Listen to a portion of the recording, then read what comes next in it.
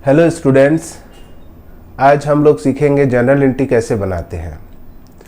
हम लोगों ने अभी तक डबल एंट्री सिस्टम सीखा, बेसिक अकाउंटिंग टर्म सीख लिया है, कुछ गोल्डन रूल के बारे में भी हम लोग डिस्कस कर चुके हैं।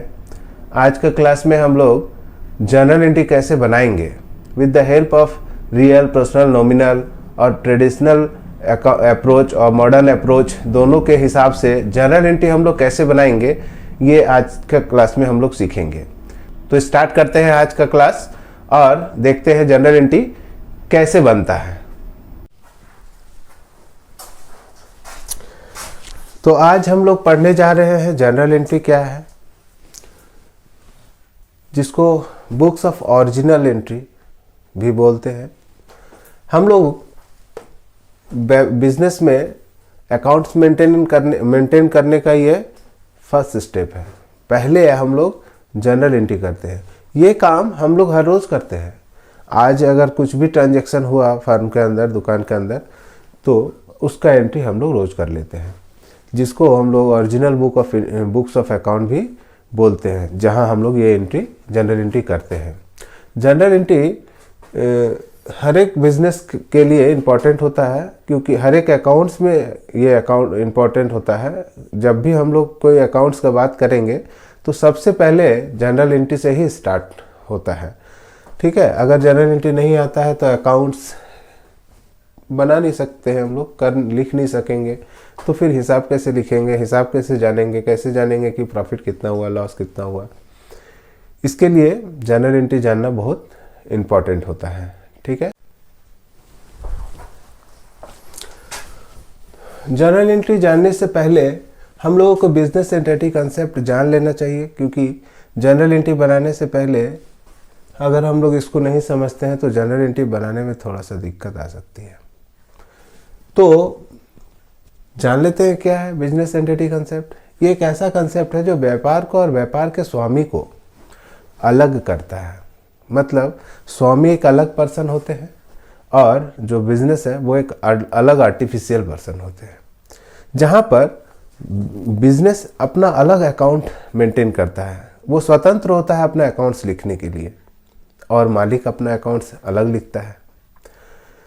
और दूसरा, बिजनेस एंटिटी कंसेप्ट होने के कारण जो मालिक और जो बिजनेस है उसका अस्तित्व दोनों अलग अलग होता है। जो फर्म का जो मालिक होता है वो नेचुरल पर्सन होते हैं, और जो बिजनेस होता है वो आर्टिफिशियल पर्सन होते हैं। इसलिए मालिक का भी एक अकाउंट खोला जाता है, उसमें कैपिटल अकाउंट। ये कौन खोलता है? ये फर्म खोलता है कि बिजनेस में कितना पैसा मालिक का इन्वेस्ट है, वो पैसा हम मालिक को लौटा देंगे, ऐसा आर्टिफिशियल पर्सन सोचता है। तो इससे ये पता चलता है कि ये कंसेप्ट के कारण दोनों का अस्तित्व अलग अलग हो जाता है। अगर बिजनेस से कोई स्वामी मतलब ऑनर कुछ पर्सनल यूज के लिए सामान निकालता है तो भी उसका अकाउंट अलग खोल दिया जाता है, ड्रॉइंग अकाउंट। जो इफेक्टेड है इस कंसेप्ट से, जिसके कारण ड्रॉइंग अकाउंट, कैपिटल अकाउंट खोल के बिजनेस का मालिक का हिसाब अलग रखा जाता है। ठीक है, फर्म के अंदर मालिक का भी एक अकाउंट खोला जाता है और पूरा अकाउंट मेंटेन फर्म का अलग किया जाता है। और जो बिजनेसमैन है, जो इन्वेस्टमेंट किया, जो एंटरप्रेन्योर है, वो तो अपना अलग हिसाब रखा ही है घर में, एक बुक घर में वो रखा है अपना हिसाब रखने के लिए। अब फर्म के अंदर जहाँ दुकान है, जहाँ फैक्ट्री है, वहाँ एक अलग बुक्स ऑफ अकाउंट रखा गया है दुकान या फैक्ट्री का हिसाब रखने के लिए। ठीक है, तो मालिक अपना निजी हिसाब के लिए भी ड्रॉइंग अकाउंट से हिसाब रखा जाता है, और जो कैपिटल इन्वेस्ट करते हैं तो कैपिटल अकाउंट से उसका हिसाब रखा जाता है। तो बिजनेस एंटिटी कंसेप्ट को ऐसे भी आप समझ सकते हैं। सपोज दैट ये एक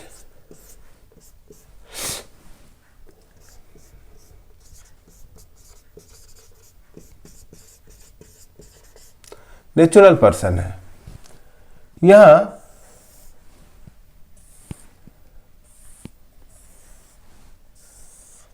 ये एक फर्म है,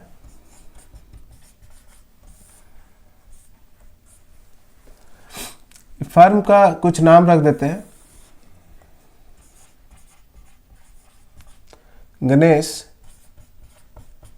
क्लॉथ हाउस। तो इनका नाम क्या है? इनका नाम गणेश रख देते हैं। तो ये क्या है? Natural person. और ये क्या है?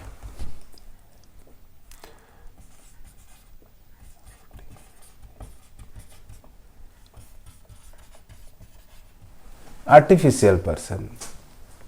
इस कंसेप्ट के कारण यहां दो लोग हमको दिख रहे हैं। इसका books of account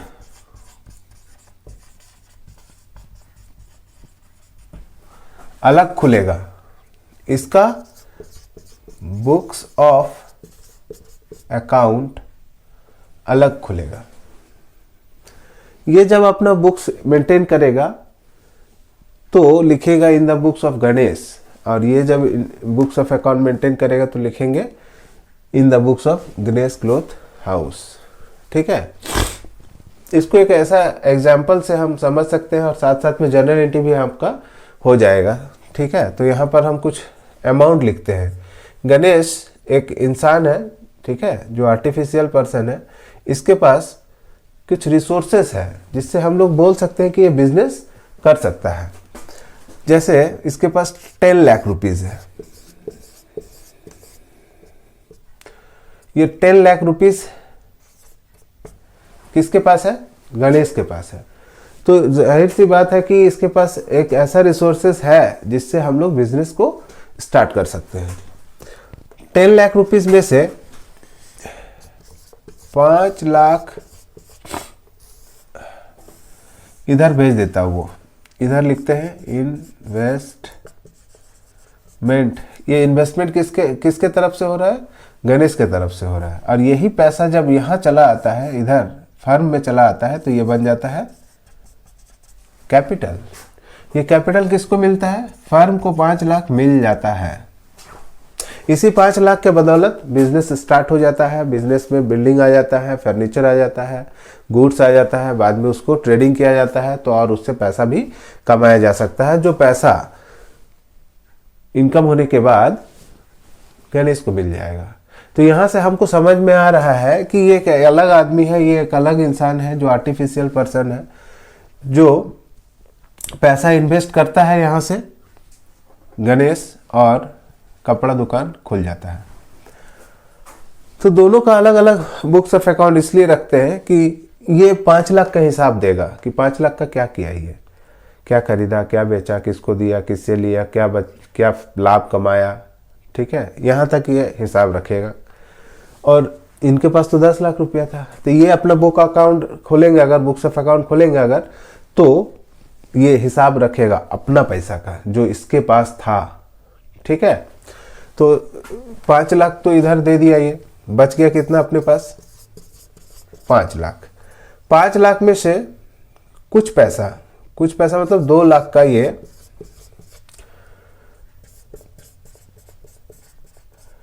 purchase a motor car. तो इसके पास अब कितना पैसा बचा? 3 लाख। 3 लाख में से फिर कुछ माइनस हो जाता है इसका 1 लाख रुपीज। 1 लाख का क्या किया? ये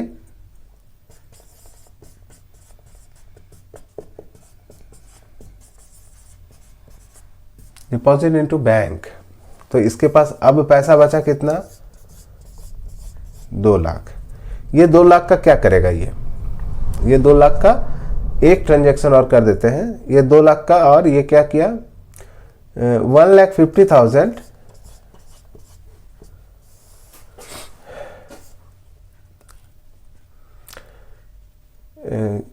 कैश गिवन टू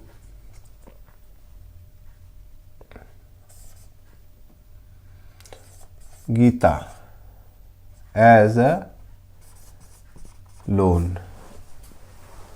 मतलब 1,50,000 गणेश गीता को दे दिया। यहां पर गणेश क्लॉथ हाउस नहीं आया, ये जब बैंक में जमा करता है 1 लाख रुपया, इसके बीच में भी गणेश क्लॉथ हाउस नहीं आया। यहाँ 2 लाख का ये जब कार खरीदता है तो इस कार के ट्रांजेक्शन में भी गणेश क्लॉथ हाउस नहीं आया।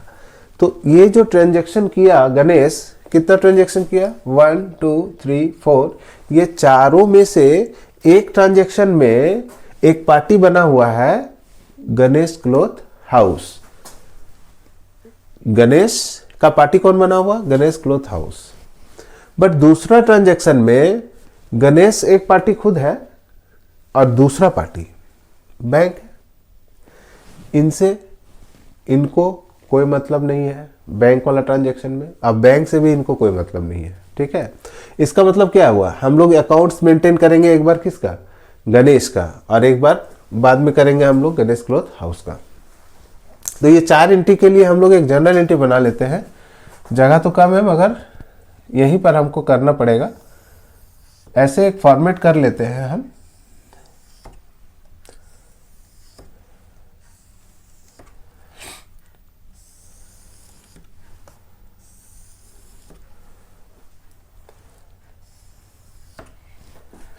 इसमें लिखते हैं हम लोग डेट, ये होता है पर्टिकुलर्स, और यहाँ होता है लेजर फॉलियो, यहाँ अमाउंट लिखते हैं डेबिट वाला, और यहाँ अमाउंट लिखते हैं क्रेडिट वाला। और ये जो हम लोग फॉर्मेट किए हैं, ये फॉर्मेट है किसका, जनरल एंट्री का।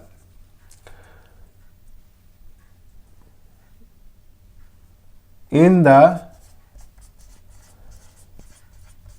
बुक्स ऑफ गणेश, क्या बना रहे हैं हम लोग, जनरल एंट्रीज। सपोज दैट ये ट्रांजैक्शन जो है फर्स्ट है, तो आप हमेशा याद रखना जनरल एंट्री बनाने के समय उसका ये फॉर्मेट होता है। इस फॉर्मेट का रजिस्टर बाजार में मिलता है। जब आप कोई फर्म में काम करेंगे तो लाइन नहीं खींचना पड़ेगा, आपको रजिस्टर मिलता है, उसमें एंट्री करना है। और अभी तो हम लोग सीख रहे हैं इसलिए फॉर्मेट कर लेते हैं अपने से। और यहाँ पर फर्स्ट लाइन को ऐसे आप डेबिट कर देना और सेकेंड लाइन को 2। एंट्री करने के समय एक लाइन होता है डेबिट का, दूसरा लाइन होता है क्रेडिट का। अब सबसे पहले आपको आइडेंटिफाई करना है कि इसमें से कौन सा एंट्री पहले करेंगे। तो भैया पहले जो हुआ उसी को पहले करेंगे। पहले 5 लाख दिख रहा है हमको कि इन्वेस्ट किया है कहाँ, गणेश क्लॉथ हाउस में। जैसे ही आप यहाँ पर देख लिए कि एक इन्वेस्टमेंट है गणेश का किसी दुकान में, तो इसका एंट्री पहले करने के लिए सबसे पहले आपको क्या करना है, इसमें जज करना है कि कैश ट्रांजैक्शन है कि क्रेडिट ट्रांजैक्शन है। अगर ये कैश ट्रांजैक्शन है तो कैश जरूर आया होगा या गया होगा। तो इन्वेस्ट अगर हम लोग किए हैं यहाँ तो 5 लाख तो गया है, इसका मतलब कैश ट्रांजैक्शन है। तो कैश ट्रांजैक्शन होने के कारण कैश रियल होता है या पर्सनल होता है, नॉमिनल होता है, आपको जज करना पड़ेगा। अगर कैश रियल होता है तो रियल अकाउंट में कैश क्या हुआ है, गोज आउट हुआ है कि कम्स इन हुआ है, ये जज करना है। अगर यहाँ पर हम लोग कोई इन्वेस्टमेंट किए हैं तो कैश गोज आउट हुआ है, कैश गोज आउट होने से रियल अकाउंट बोलता है what's goes out, cash is goes out. तो आपको यहाँ पर लिखना होगा 2 में। 2 का मतलब क्या होता है, 2 का मतलब होता है क्रेडिट, CR मतलब क्रेडिट। तो 2 में लिखेंगे हम लोग कैश अकाउंट। क्यों लिखे कैश अकाउंट यहाँ क्रेडिट में, क्योंकि कैश हमारा रियल अकाउंट है और रियल अकाउंट में कैश क्या हो रहा है, गोज आउट हो रहा है। तो गोज आउट का क्या पोजीशन होता है, क्रेडिट। तो क्रेडिट में लिख दिए कैश। कितना गोज आउट हुआ है कैश, तो ये क्रेडिट में लिखे तो क्रेडिट वाला कॉलम में लिखेंगे 5 लाख रुपया गोज आउट हुआ है। तो बच गया भाई डेबिट में। जैसे ही कैश गया तो दिमाग में स्ट्राइक करेगा भैया किसको दिए कैश, गया तो कहाँ गया, क्यों गया। तो इसका जो भी आपको आंसर मिलेगा, क्यों गया तो वो लिखेंगे या फिर किसको दिए, दोनों में से जो आपको पता रहेगा क्वेश्चन में। यहाँ से हमको पता चल रहा है कि हम लोग कैश दिए हैं किसी को, गणेश क्लॉथ हाउस को। तो आप गणेश क्लॉथ हाउस को जज कीजिए, रियल है कि पर्सनल है कि नॉमिनल है। तो क्या है, रियल है कि पर्सनल है कि नॉमिनल है, बताइए। तो गणेश क्लॉथ हाउस क्या है? रिप्रेजेंटेटिव पर्सनल अकाउंट नहीं, आर्टिफिशियल पर्सनल अकाउंट है। आर्टिफिशियल पर्सनल अकाउंट बोलेंगे तो पर्सनल अकाउंट और आर्टिफिशियल पर्सनल अकाउंट का नियम एक ही होता है, तो पर्सनल अकाउंट बोल देते हैं। तो पर्सनल अकाउंट में क्या हुआ है, रिसीवर है कि गिवर है? ये अपना रिसीवर है। रिसीवर हमेशा डेबिट होता है, नियम क्या है? Debit the receiver. तो डेबिट में लिखेंगे, रिसीवर लिखने से होगा नहीं, पता चलेगा कि कौन रिसीव किया, इसलिए रिसीवर का नाम लिख देंगे। गणेश क्लॉथ हाउस रिसीवर है। कितना रिसीव किया था ये? 5 लाख। तो हो गया। अब इस एंट्री को पूरा कर लिए हम लोग। इस लैंग्वेज में हो गया कि Ganesh cloth house account debit to cash account. तो ये वैसे लोगों को ही समझ में आएगा जो कॉमर्स पढ़े हैं, जो अकाउंट्स जानते हैं। तो यहाँ पर एक नरेशन हम लोग लिख देंगे।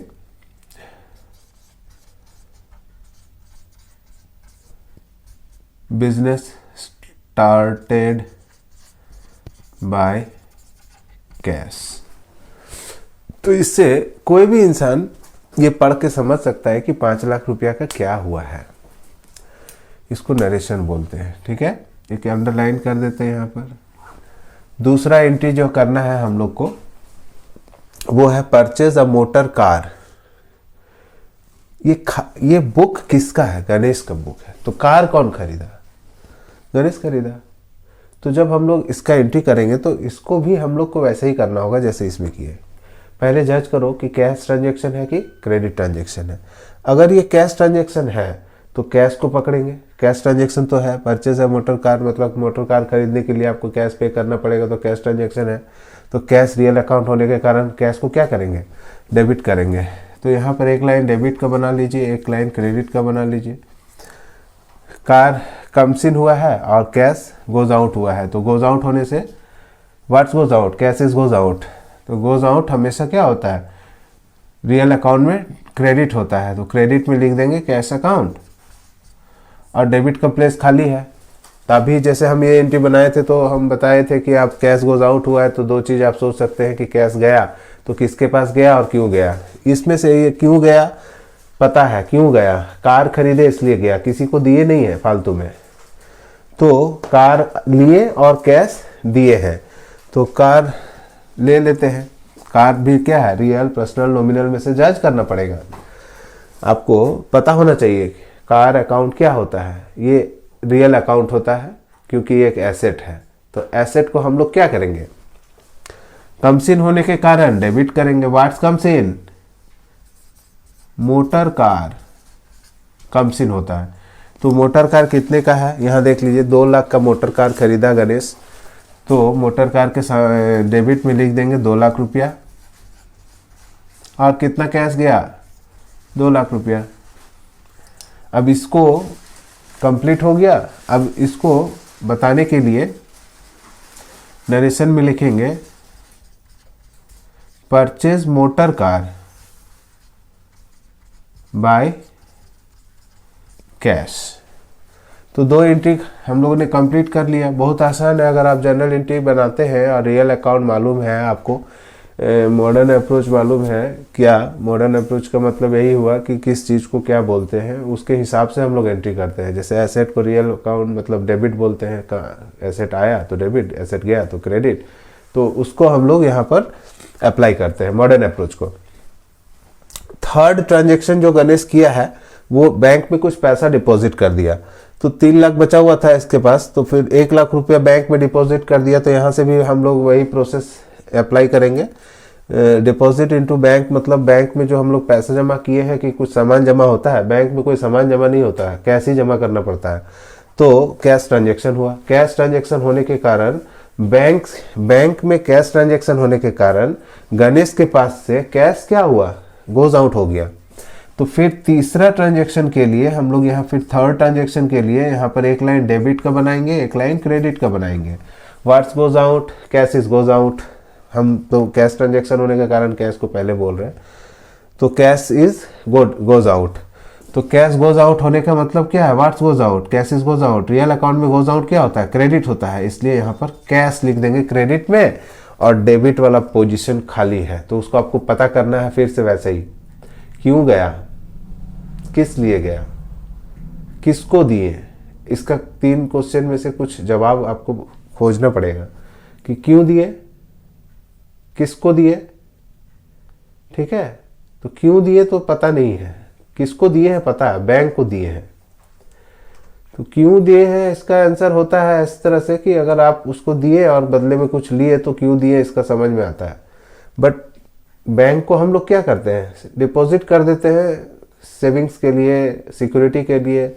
तो हम लोगों ने बैंक में पैसा जमा किया है, तो किसने पैसा लिया ना, बैंक में लिया। बैंक कौन है, बैंक आर्टिफिशियल पर्सन है। तो पर्सन होने के कारण क्या होता है, पर्सन अकाउंट क्या होता है, रिसीवर हो सकता है, गिवर हो सकता है। फिलहाल बैंक क्या हुआ है, रिसीवर। रिसीवर का मतलब डेबिट, डेबिट का मतलब डेबिट द रिसीवर। तो रिसीवर में लिखेंगे बैंक अकाउंट। तो बैंक कितना रिसीव किया, बैंक रिसीव कर लिया है 1 लाख रुपया, और कैश भी गोज आउट हो गया 1 लाख रुपया। फिर इसका नरेशन लिख देंगे, डिपॉजिट कैश इनटू बैंक। तो एक और ट्रांजैक्शन हम लोगों ने कंप्लीट कर लिया। 4th ट्रांजैक्शन है cash given to Gita as the loan. Loan में हम, गणेश किसको दिया पैसा, गीता को। क्यों दिया, लोन मांगी थी वो, तो लोन दे दिया, ये ग्रांट कर दिया कि ठीक है आप ले लोन, बाद में पैसा हमको दे देना। तो गीता को लोन देने के कारण गणेश के पास कैश ट्रांजैक्शन हुआ कि क्रेडिट ट्रांजैक्शन हुआ, भाई कैश ट्रांजैक्शन हुआ। गीता तो कैश लेगी, पत्थर तो लेगी नहीं। तो कैश गोज आउट होने के कारण क्या होगा, रियल अकाउंट का फार्मूला फिर से अप्लाई हो जाएगा। रियल अकाउंट में क्या बोलते हैं, जो चीज गया उसको क्रेडिट करो, जो चीज आया उसको डेबिट करो। फिलहाल तो गणेश के पास से कुछ जा रहा, आ कुछ नहीं रहा, तो क्या गया, एक डेबिट कर देते हैं, एक क्रेडिट कर देते हैं। गया कैश, इसलिए गोज आउट होने के कारण कैश क्रेडिट हो जाएगा। आप डेबिट वाला पोजीशन फिर खाली है। फिर आपको सोचना है भाई क्यों दिए या किसको दिए। क्यों दिए, लोन के कारण दिए। ये लिखने से तो नहीं होगा कि लोन के कारण दिए, हमको ये लिखना होगा कि किसको दिए हैं, जिससे हमको पैसा वापस लेना है। तो किससे वापस लेना है, गीता से लेना है। फिलहाल गीता अभी कौन है, रिसीवर है कि गिवर, क्योंकि पर्सनल अकाउंट है गीता। तो गीता से हम लोग लेना है बाद में, बट अभी तो गीता हमसे ले लिया पैसा। कितना लिया, 1,50,000 रुपये। तो गीता कौन है, रिसीवर है। तो रिसीवर होने के कारण debit the receiver, personal account का नियम है, यहां लिख देंगे who is the receiver, Gita is the receiver. तो गीता अकाउंट डेबिट हो जाएगा। 4 नंबर ट्रांजेक्शन कर रहे हैं हम, यहाँ 1.5 लाख रुपया लिख देते हैं, यहाँ 1.5 लाख रुपया लिख देते हैं। ठीक है, यहाँ नरेशन लिख देते हैं, being loan given to Gita. ठीक है, ऐसे करके हम लोग रियल, पर्सनल, नॉमिनल का इस्तेमाल करके बुक्स ऑफ अकाउंट मेंटेन कर लेते हैं। ठीक है, तो आपको ये सब, ये लैंग्वेज सीखने के लिए, अकाउंटिंग इज अ लैंग्वेज, इस लैंग्वेज को सीखने के लिए आपको जर्नल एंट्री बनाना है। जर्नल एंट्री बनाने के लिए रियल, पर्सनल, नॉमिनल पता होना चाहिए। और जैसे हम लोग अभी हम लोग ट्रांजैक्शन को रिकॉर्ड किया है, journal entry in the books of Ganesh, तो वैसे ही आप ट्राई कर सकते हैं, घर में देख सकते हैं कि आप जो ट्रांजैक्शंस है उसमें आप रूल को अप्लाई कर पाते हैं या नहीं कर पाते हैं। अगर सही इंटरप्रिटेशन कर लेते हैं आप, तो उसका जर्नल एंट्री आसानी से बन जाएगा। अगर नहीं बनेगा तो कोई बात नहीं, ये जर्नल एंट्री का पार्ट 1 है। मतलब इसलिए पार्ट 1 बोल रहे हैं क्योंकि in the books of Ganesh हम लोगों ने कुछ एंट्री ट्रांजैक्शन किया, बट अभी गणेश क्लॉथ हाउस के बुक में बाकी है। क्योंकि वीडियो बहुत लंबा हो जाएगा, अभी इसके बुक में ट्रांजैक्शन करेंगे, तो इसको हम एक और वीडियो बनाएंगे जर्नल एंट्री का, जो पार्ट 2 होगा। ठीक है, उसमें आप देख लेना कि आर्टिफिशियल पर्सन के बुक में हम लोग कैसे जर्नल एंट्री करेंगे। एक्चुअली जो नियम, जो रूल्स को हम अप्लाई किए अभी, वैसे ही उसमें भी अप्लाई करेंगे, मगर थोड़ा सोचने का तरीका थोड़ा चेंज करना होगा। अभी हम लोग in the books of Ganesh सोच रहे थे, अब उस समय हम जब एंट्री करेंगे गणेश क्लॉथ हाउस के बुक में, तो उस समय हम लोग को करना होगा in the books of Ganesh cloth house. आपको वहां सोचना है कि गणेश क्लॉथ हाउस दिया कि लिया, गणेश क्लॉथ हाउस कुछ एसेट खरीदा कि बेचा। तो उसको हम लोग एक नेक्स्ट क्लास में डिस्कस करेंगे, ठीक है। तो अगर आप लोग चैनल में अभी फर्स्ट बार वीडियो देख रहे हैं तो प्लीज़ चैनल को सब्सक्राइब कर लीजिए, और कुछ भी क्वेरीज हो आपको इस क्लास के बारे में या अकाउंट्स के बारे में तो कमेंट करके आप ज़रूर हमसे पूछ सकते हैं। और वीडियो अगर पसंद आया, इन्फॉर्मेटिव लगे तो आप इसको शेयर कर सकते हैं अपने दोस्तों में। और सब्सक्राइब करने का पैसा नहीं लगता यार, कर दो subscribe. Thank you, bye bye.